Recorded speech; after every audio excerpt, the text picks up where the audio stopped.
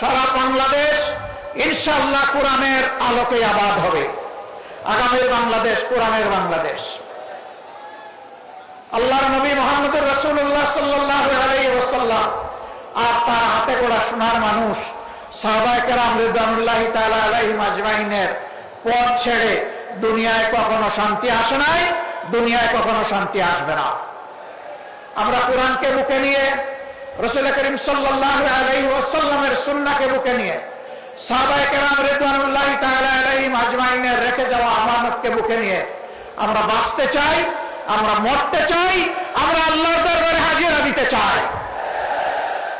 আমরা কোনো লাল চক্ষুকে পরোয়া করব না, কোনো দাদা বাবু মানি না, কোনো বড় ভাই মানি না। সকলের সাথে আমাদের সম্পর্ক হবে সমতা এবং পারস্পরিক সম্মানের ভিত্তিতে ইনশাআল্লাহ।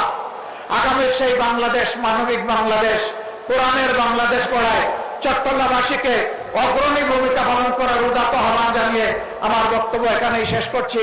আল্লাহ হাফেজ। বাংলাদেশ জিন্দাবাদ। ৮ দলীয় আন্দোলন জিন্দাবাদ।